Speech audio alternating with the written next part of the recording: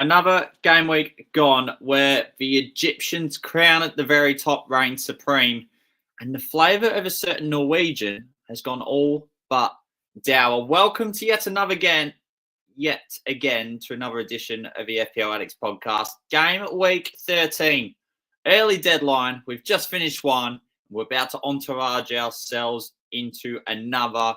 This, along with a plethora in what lies ahead. Let's do this.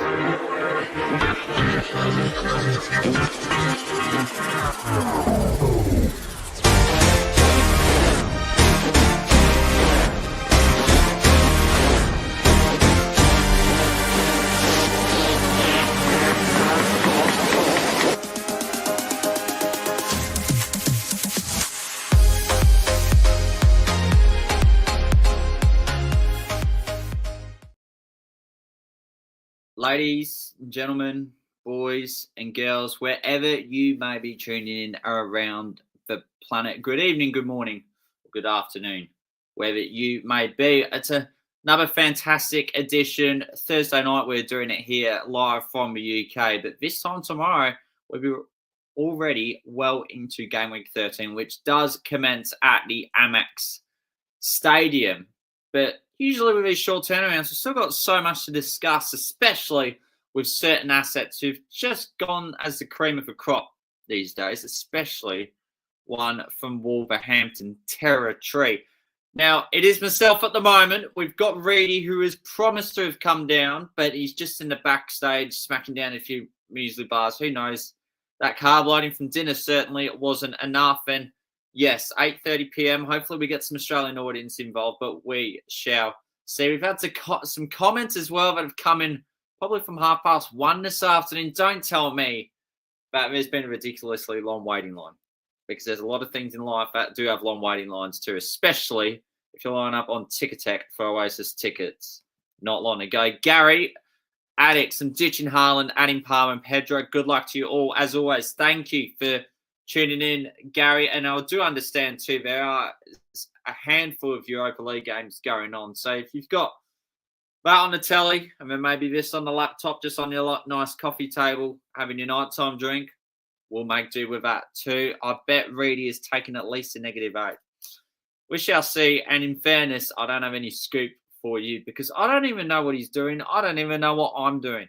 Let's face it. -4 for Bukayo Saka. Who's he? Away at West Ham. He loves a London opponent. He had a really good campaign in 22-23 where I'm pretty sure he managed to return. In every match, he faced a London-based opponent. That's what I believe. 13 is a lucky one for you, Miriam, as well.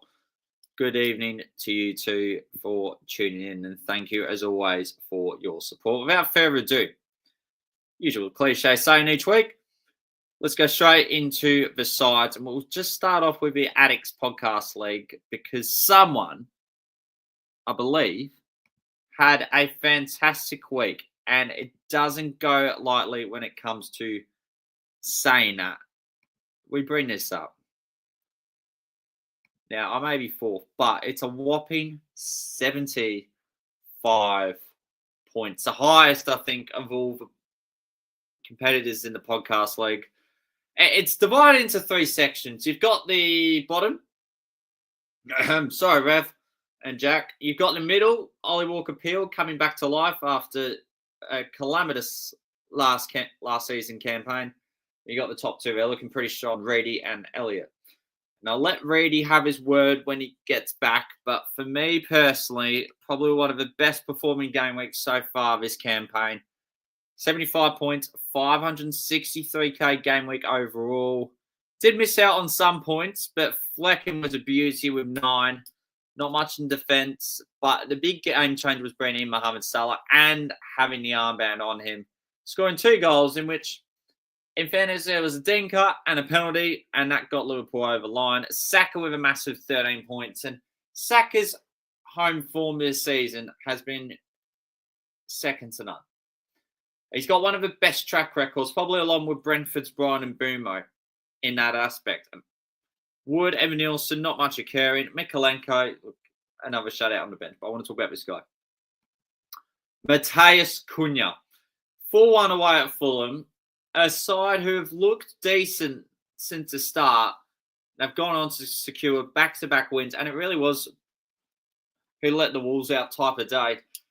And this guy is now on 18% ownership. I think it keeps growing and growing. And we recall earlier in the campaign where Wolves had really hard fixtures, but now they've got a really good, and it really shines through Cunha especially.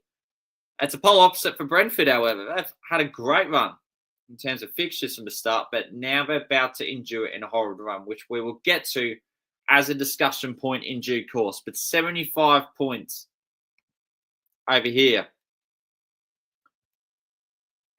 Just checking. It looks to be that Reidy is on. Reidy, hello. Can you hear me on the dial on the other side?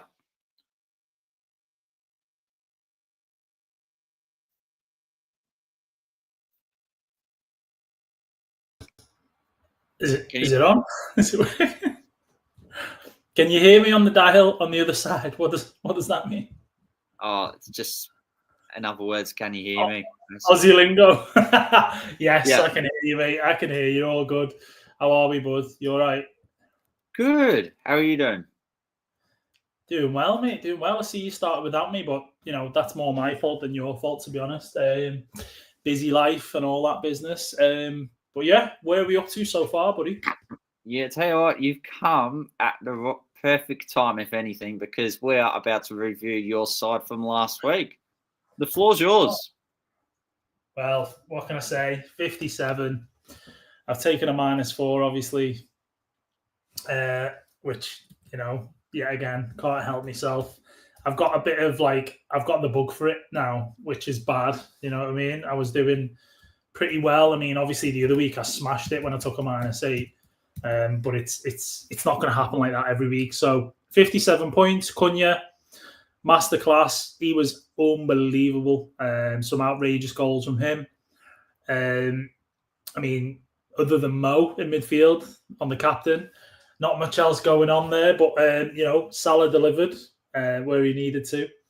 And as for the defense, mate, absolutely abysmal. I mean, a couple of no points there from Robinson and Lewis, and then the Wolves duo coming up with 2 each. So not my best game week. I'm not going to lie, but we move on. We can't sit there too long. I mean, Bruno Fernandes, just to mention on this new Amorim.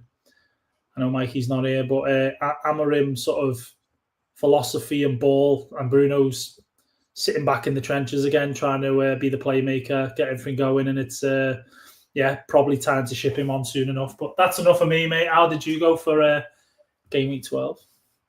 Well, I just did mine, mate. I got 75. Oh, right. Let's move on quick. Never mind. Yeah. I mean, well done, bud. Well done. 75. Thank you. Cracking score. I'm going to have to look over my shoulder soon enough. You're probably creeping up, and last year's mini league winner.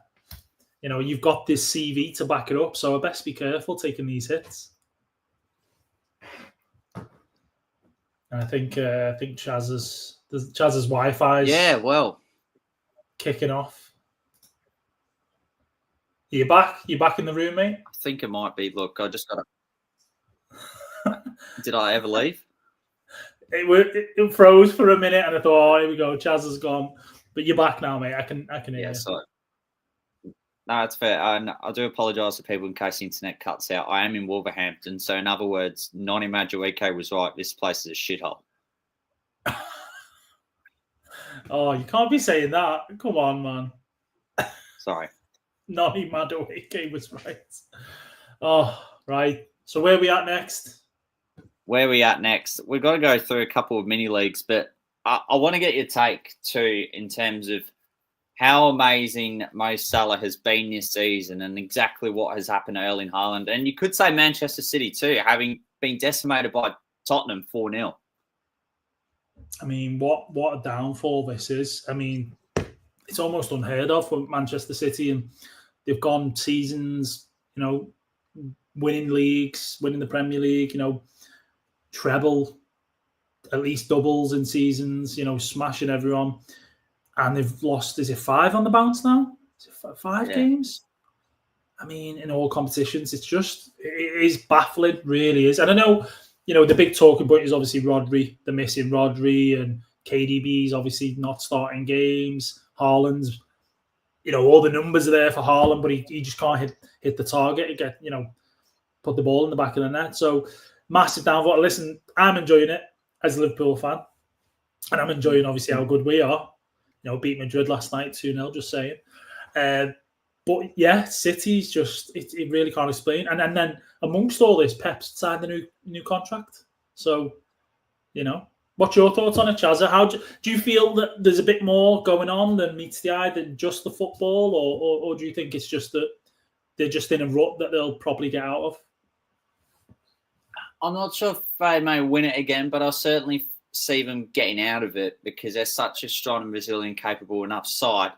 However, I think the absence of Rodri really hurts them this season, and now the players are sort of getting that little bit older. Maybe sides are finding out in terms of how to catch on their vulnerabilities, especially too. Yeah, I agree. Yeah, definitely. And I think Arsenal have definitely got to kind of take note of this, especially this season. Obviously, finishing just behind and falling short. You guys have got Odegaard back now. You've got both your centre backs are fit. Saka's in form, it seems, if you like. You could genuinely, this could be the season. I mean, if City aren't, it's a shame in a way that City have to be not up to it as such or as good as they've been for you to win a Premier League. You know what I mean? You want to compete with them at their best, but hey, you'll take it if you win a Premier League, right? Yeah, that is correct. Onto the Public League just briefly. Tom Stones, who currently has a 14-point lead up the top with a great Gameweek score of 84 points. Reidy, so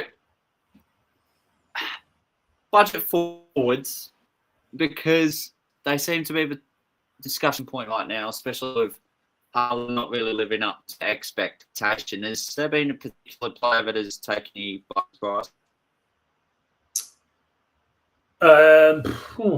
It's a particular player for me that's taken me by surprise.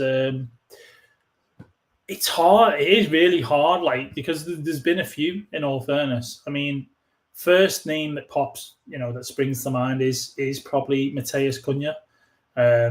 I mean, he started on 6.5 at the beginning of the season. He's all the way up to 7 million now. He's been great, and I think people who jumped on him in, was it game week 10 maybe, or even 9, I suppose. He's had a 9 pointer and 8 pointer previously. I've really, really sort of benefited. I think he's been great. Outside of that, if I had to pick someone else, I'd probably say, I was going to say Brennan Johnson, but maybe not as of late. Smith Rowe, I think, has definitely been a surprise package this season for Fulham. I think he's done really well, considering how bad he was, in terms of, when I say bad, injuries at Arsenal, not getting game time. He's done fantastic for Fulham. And he looks like, a new player, and he's only young, so he's got plenty of time on his side. But that's about it from the top of my head, off the top of my head. I mean, I think one other mention I would have to go with is probably Jackson. I think, considering obviously his yellow card record last season got him a ban and things like that, he's possibly going to get a ban again sometime soon. But I think Nicholas Jackson really looks like he's fitting in the Premier League now, and he looks like he could be that, not complete striker, but somewhere along those lines. So they're the three for me. But any for you in particular, or have I just mentioned them all? I think the one I've been really impressed with is Chris Wood from Nottingham Forest. I mean, I know he's really how can I forget? Oh my god, yeah.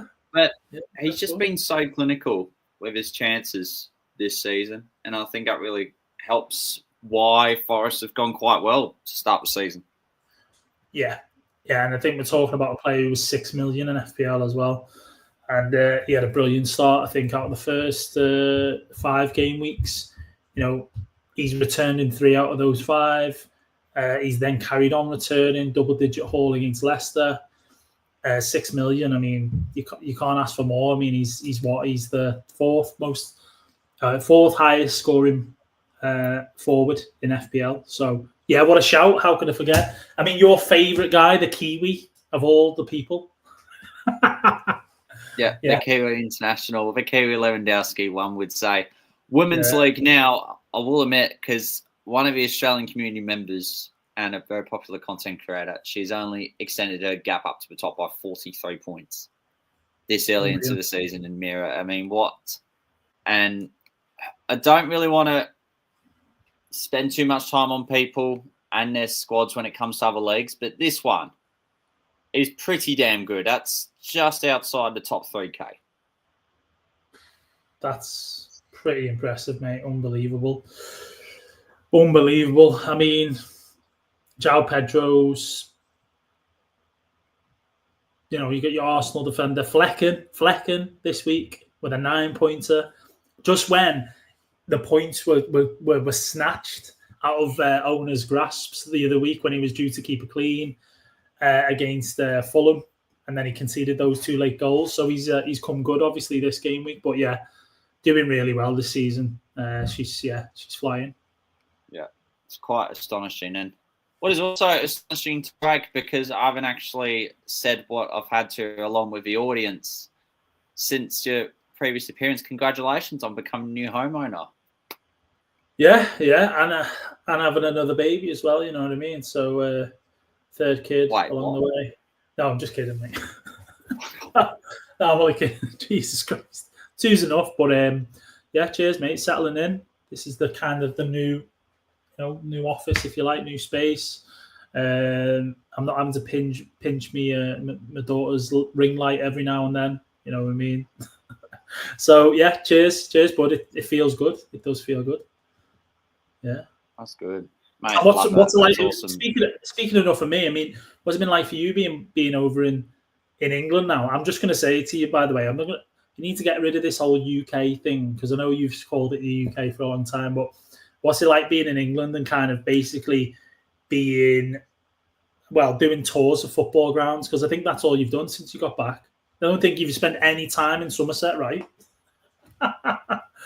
Well, in fairness, I spent a week, but that's such a boring part of the country. Sorry, grandparents, hope you're not watching this, but it's been enjoyable. But I also believe that if I stayed in Australia in terms of where I want to get to in life, I don't think I would feel that great mentally about it, because I know that I've got more to give. So I have to position myself better. And with that comes to move over here. The tour of football grounds has been great. Yeah, King Power was awesome on Saturday, except I felt maybe the atmosphere during the game was a little underwhelming. The Chelsea fans are really good. Port Vale on Monday night was really good. I liked that, especially them pre-game. But I kind of knew that crew were going to equalise, because Port Vale were down to 10 men and just holding for their life. Yeah, Stoke Preston was 0-0. But what do you reckon? I reckon that just gives a good excuse onto this week's fixtures. Am I right? What a segue. Yeah, brilliant segue, I suppose, onto this week's fixtures. Let's take a look at them. Let's have a look and see what we've got. Have you got them there ready, Chaz? Or there we go. Yeah, I do. And it is the early kickoff on the Amex. But a particular game that might stand out to you this week? Oh, I'm gonna say it, because I mean, I could play the whole there's this fixture, that fixture. I think given the circumstances with City at the moment, and Haaland, and obviously how well we're doing and Schlott's doing for Liverpool, I think that's the standout fixture of the weekend by a mile. The biggest game, with first and second in the league. There's a gap, obviously, at the moment, 8-point gap between us and City. And obviously all the media and stuff, they're always going to be like writing teams off when there's that sort of gap, if you like.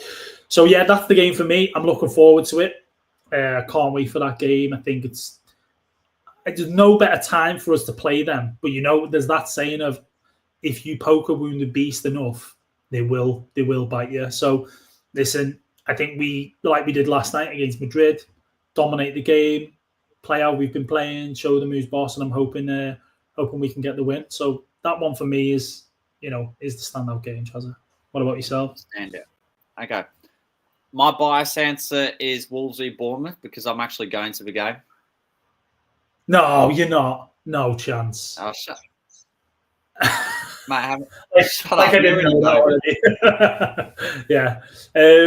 Yeah, mate. It's Yeah. right. I mean, listen. No, that's not my actual answer. Can I say my answer first? Oh, well, all right. Go on. All right. Yeah, fair enough. Go on. What's I'm going to go Brentford-Leicester only because Brentford, I think, have scored the most goals at home than any other side this season. And they're about to embark on a tough run. Some are already departing away from our assets because they may only have luxury moves, such managers. But I think this is a really good fixture for them. In addition, we get an opportunity to see how Leicester set up under their new manager, Ruud van Nistelrooy, who managed to put games United. Ruud van Nistelrooy. But I got where you were coming from. Ruud van Nistelrooy, is that official?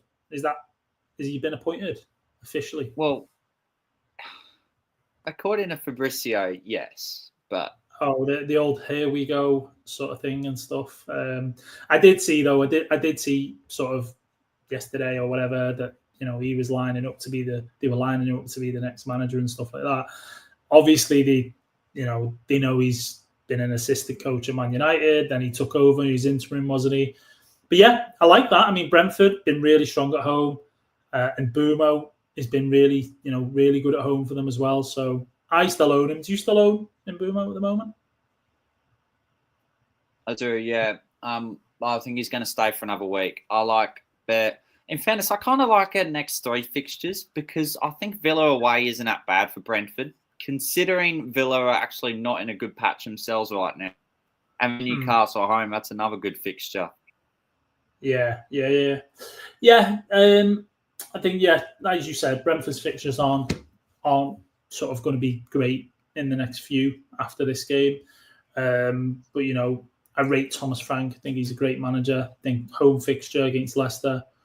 Leicester have been a little bit they've not been as bad as what maybe people expected. Obviously, as you say, you went the game against Chelsea. They got a goal against Chelsea, didn't they?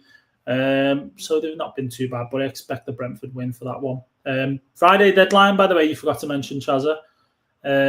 Anyone who's watching, which I'm sure people already know, but it feels like it's one of them things where if you don't say it, people are bound to miss it. But yeah, deadline is tomorrow. In the UK, I'll say UK, we've got a 6:30 deadline, Chaza. I mean, and you're not in Australia, so it's the same time for you. Yeah, that's correct. So I know you've had it for the last, is it 1 or 2 deadlines now? 1, I think. 1? You came middle of November, right? And we had an international break, didn't we? So I think you came during the international break. So I think Gameweek 12 deadline, right? You did. That was your first one, 11 a.m. Yes. Yeah. Now we've got a Friday night one. What a treat. What a treat. But yeah, that's the fixtures, bud. What's next? I like it. What's next? Transfers. Let's talk about it. Top 5 out. Any surprises? The transfers in. I mean, I can't really complain too much with that. I think they make complete sense. João Pedro, obviously a great pick. He's back in the side. He's on pens. He looks good. He's cheap enough still as well. 5.6 million. So I can understand why people are going there because people who especially want to go to Saka. If you haven't got him, Arsenal's fixtures have obviously turned and he's been good, or he was good against Forest. It's more probably the transfers out, if anything. I think for me, the likes of Semenyo, I know he's missing a game due to suspension, the game you're going to. So he's not going to be there. But, he at some point is probably actually a good hold. Bournemouth's fixtures are pretty decent. So that one for me, getting rid of him unless you absolutely need to for whatever reason, managers I don't know, want to get a defender in and something. And then another one for me is Haaland. I'm surprised that he's the most transferred out. I can understand it's against us, who, one of the better defenses and stuff like that. But yeah, I'm surprised at how many people are kind of getting rid of this guy now just because he's not been in form. I think Chaz's Wi-Fi has gone on the old walkies again. You still there, Chaza? Sorry. Yeah. Can you still hold on to me? Yeah, I still got you, mate. You still there? Brilliant. Oh, geez. I know. Yeah. I know. Something I have to bear. It's Wolverhampton shocking. That's all right. But I think the only big surprise, you've covered both of them there, it would be Pedro Porro, 5th most transferred in. Well, despite Spurs having maybe good fixtures, that was their first clean sheet in a good while. Plus, they'll be without Vicario for a good while now, having him done his ankle. Who's that? Oh, Vicario. Yeah.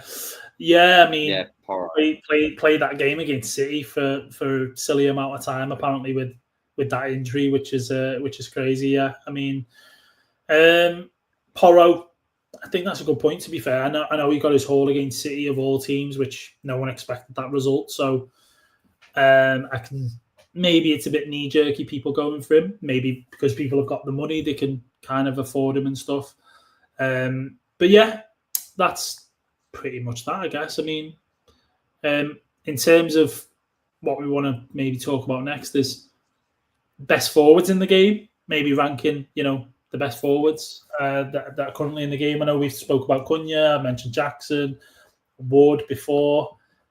Anyone in particular in terms of what you'd say ranking, who are the top 3 that you'd have on your side?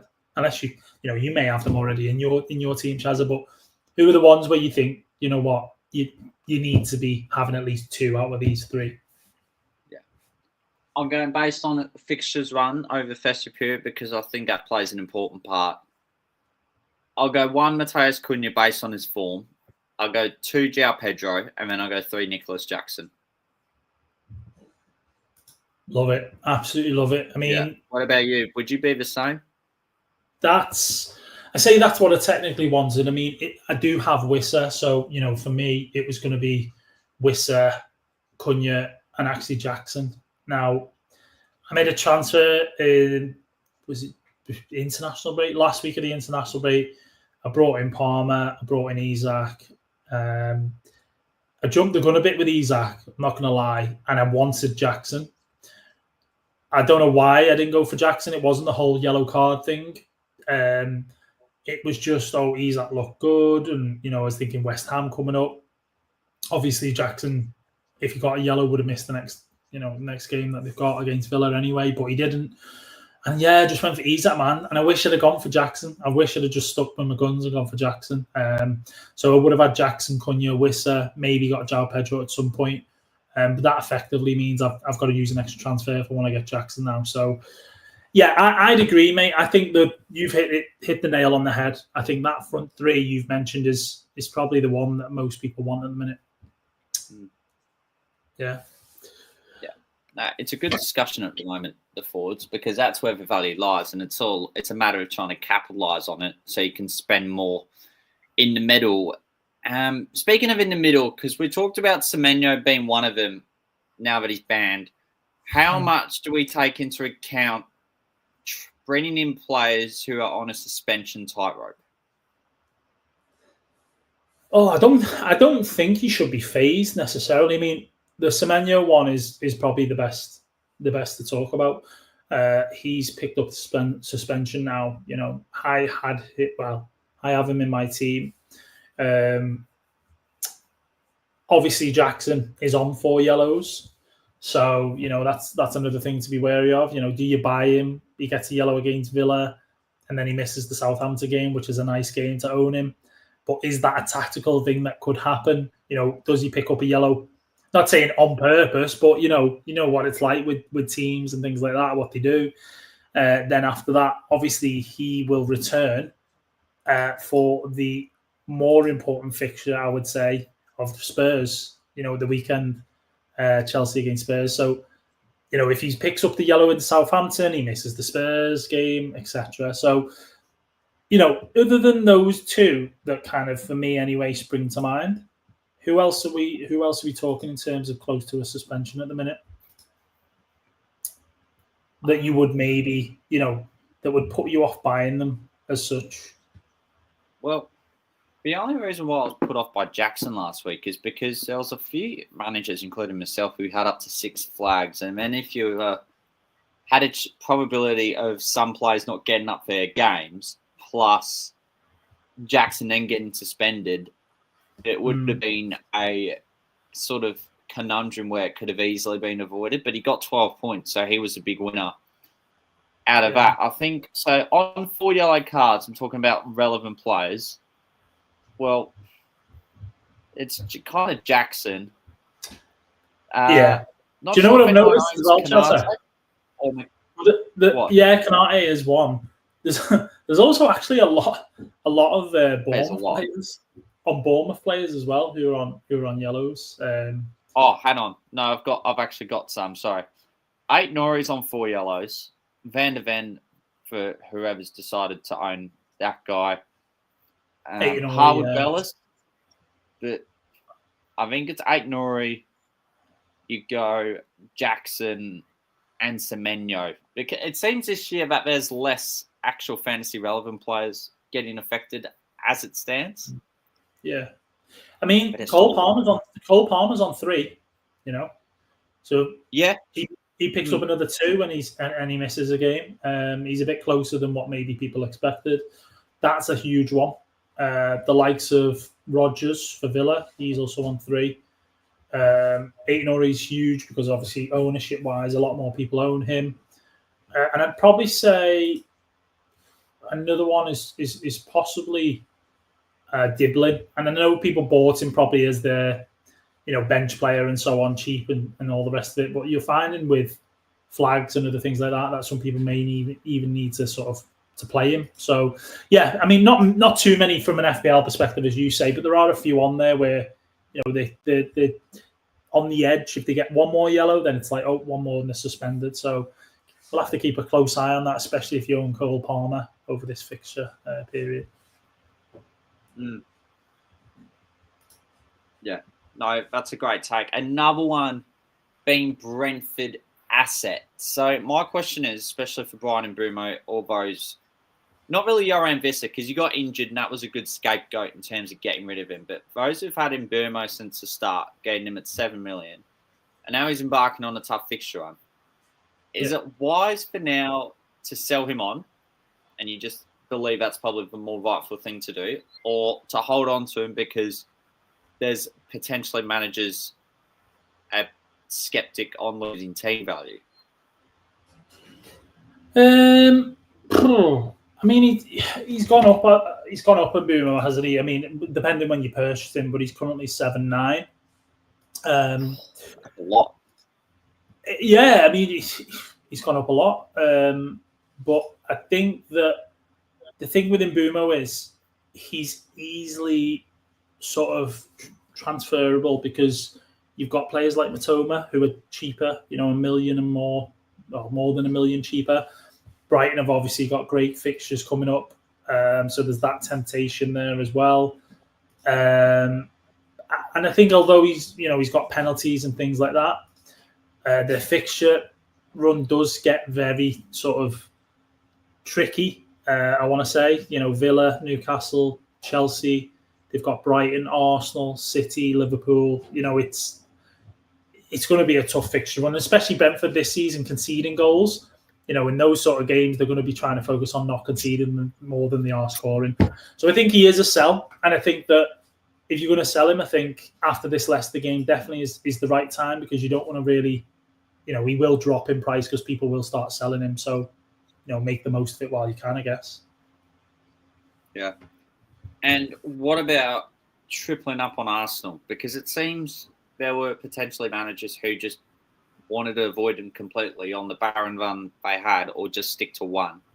But now after all of a sudden one really good performance against the top side, it seems the tide has changed pretty quickly. Yeah. I think Arsenal obviously weren't functioning as well without Odegaard. I mean, don't think defensively that made much of an impact, but I think in transitions, when you've not got a player who can get the ball, who can play, you can, start attacks and all the rest of it, it does become then difficult for you. So I think that really is almost like he's the cog to the clock. You know what I mean, for Arsenal, for you guys, and I think ultimately that does make you better defensively and attacking. So having triple Arsenal, I think is a great idea. I think if I was to go triple Arsenal, it would be 2 defenders and Saka.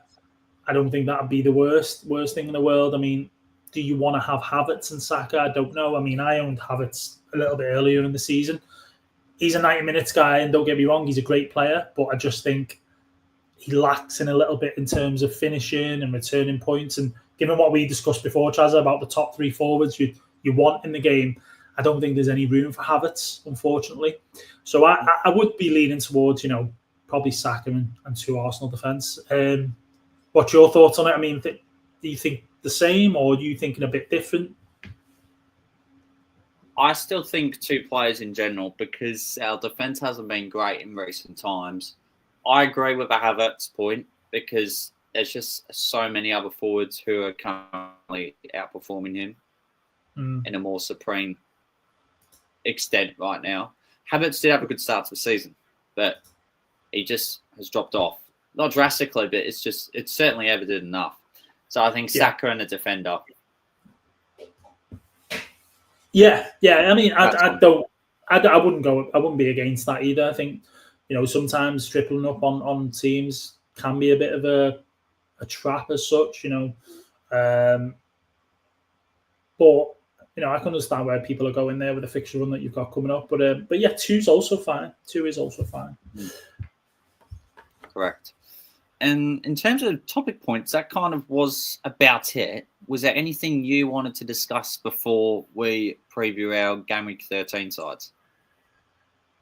I don't think so, Chaza. I think we've covered a good few topics. So without further ado, we can crack on, I guess. Are you going to take the honours first, or do you want me to? I know you like a bit of a surprise, don't you? Do you want me to get my team up first? You go. Yeah, you go. You go. No, you go. You go. Okay, I'll show you my team for Game Week 13 first, buddy.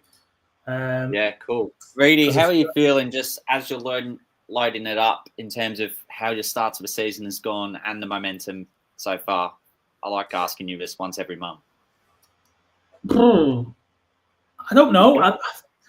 I feel like this season is, it's a bit crazy. Like, obviously we've got the whole 5 transfers thing, but for me personally, my seasons have been a little bit of a yo-yo one. I mean, before I go through my team, if you look at the rank, I've used a wild card very early in the season.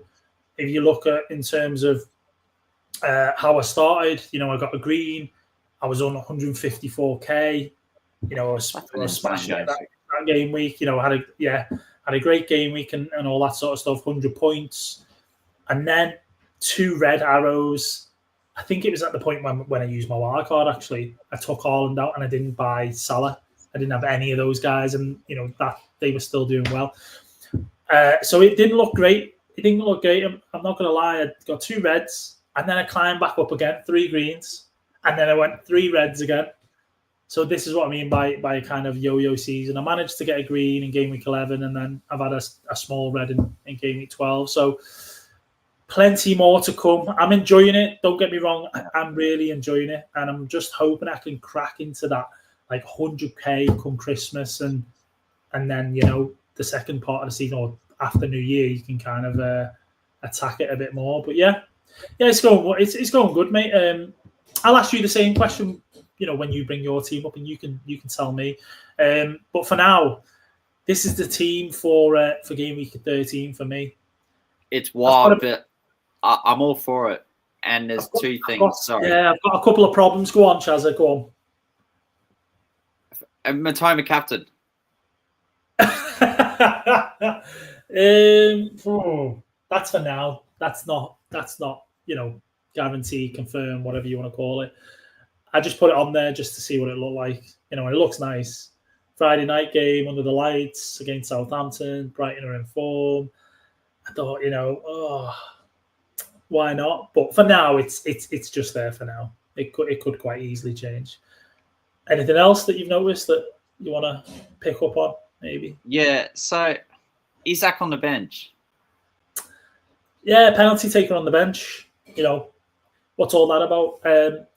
I'll tell you why. So this week I had one free transfer.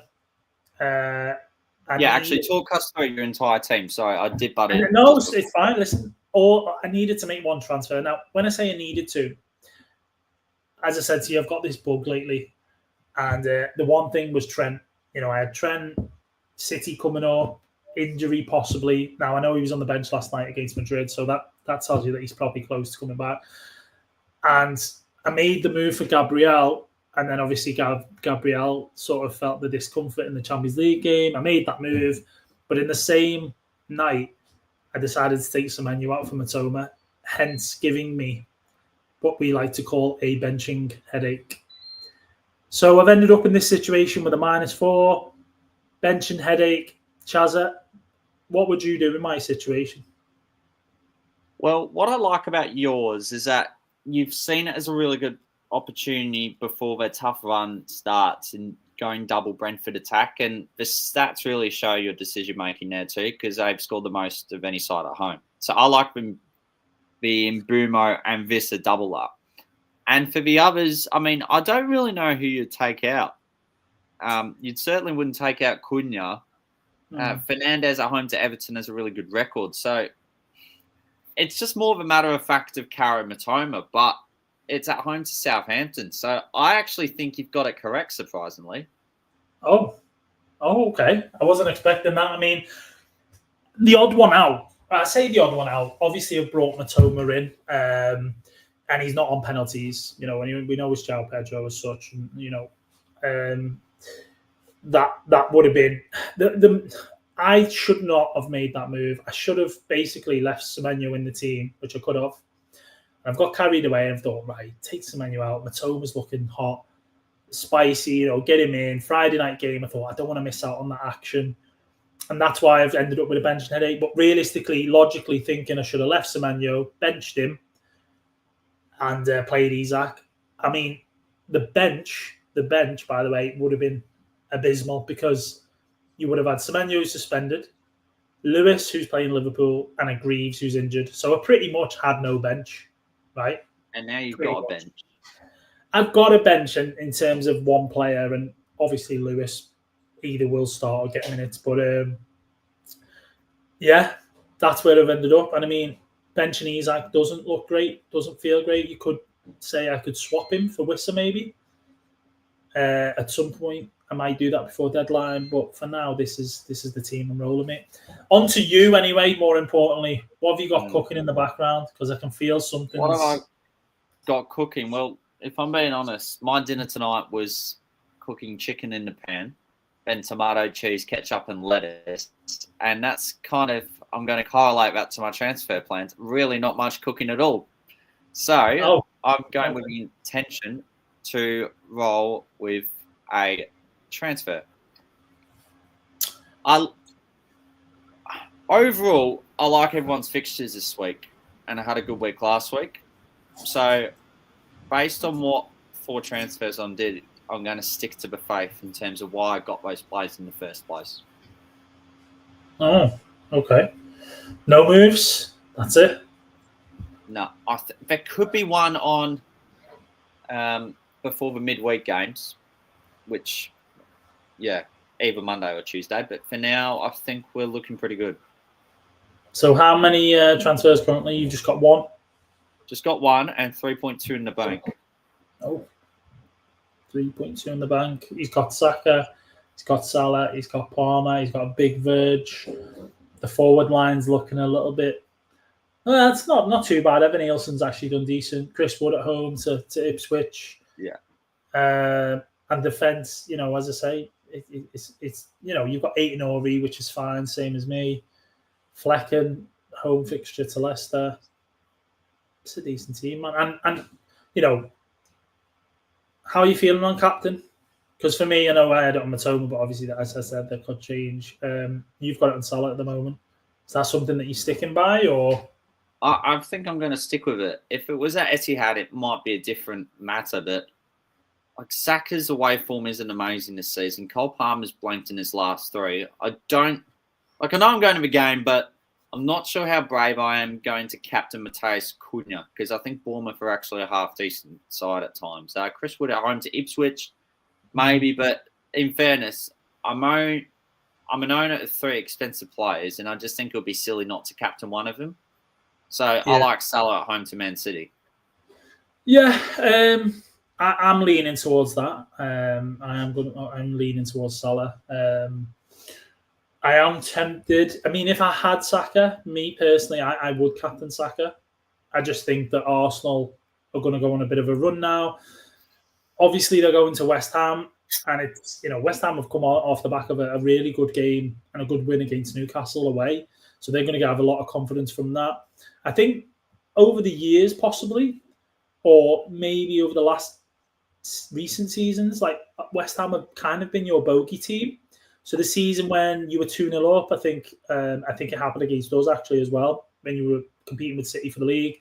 You drew against West Ham, right? 2-2 possibly. You were winning that game 2-0. There was the one where they come the Emirates and beat you. I think, was it 2-0 or 2-0 possibly as well, the other season or last season. So they do feel like a bit of a banana skin for you guys. So I can understand that being a bit wary and cautious on captain and Saka, but all the same, I think that especially how you look this week in the Champions League. I mean, you looked really on it in the Champions League against Sporting. So that would tempt me for Saka if I did own him. Yeah, I like it. Yeah. But I think overall, that's how we're going to lean. But I think what's good about this is that even if you might have not a great game week coming up, you don't have a lot of time to sort of dwell on it, which is good because there's another game week starting on Tuesday. But yeah. Go on. What is it? I just want to show the comment. Look, I'm glad I've started something. That's all I want to say. Before transfers went kaboom.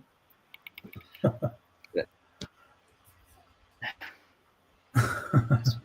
you get rid of a comment? What's going on?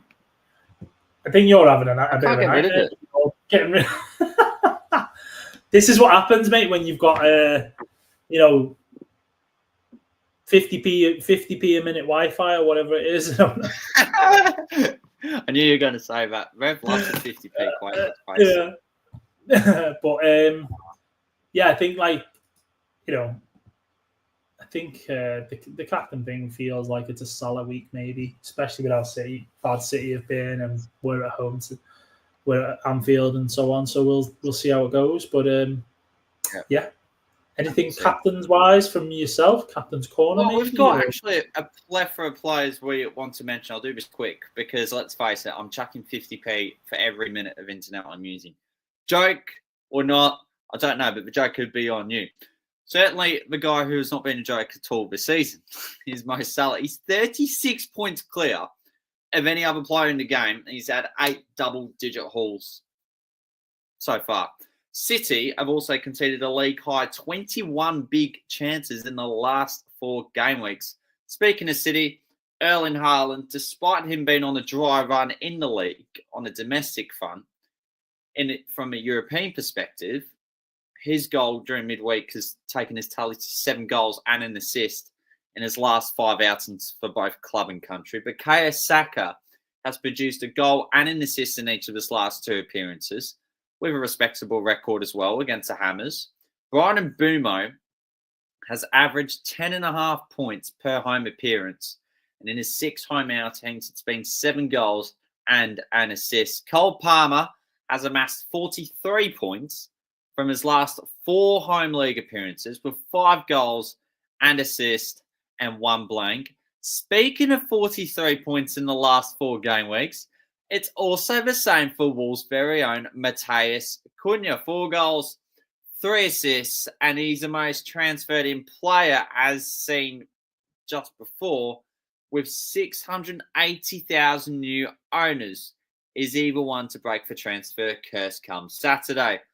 And another one, maybe, Chris Wood at home to Ipswich, despite their so-called starting tough run. The Tractors have conceded the most big chances of any side this season with 49. That's it for Captain's Corner. I want to make it short and sharp because let's face it, how short and sharp the internet is the best way to encapsulate it, especially if you're doing a podcast from Wolverhampton, which is described by Nonny, a asshole. And I'm sorry that I swore earlier. That's it. Thank you for coming. Mate, that is top quality. That last bit was brilliant, mate. Absolutely flying, like just free flowing off the bat. I mean, listen, I think you could possibly. I know I'm only saying this after how long we've been doing these podcasts and so on, but I think you're finally getting the hang of it. It must be all these games you go into and these recordings you're doing on TikTok, eh? Yeah, I have a mass previews during the week. Yeah, they were funny, weren't they? Yeah, mate, absolutely enjoyed that Captain's Corner. Some great stats, and it's a tough pick. Don't get me wrong, it is a tough pick this week because when no one owns Son. I don't see many teams owning Son and things like that. Maybe that's a good captain pick this week for the home fixture for them. Looking really good. They just beat Man City, obviously 4-0.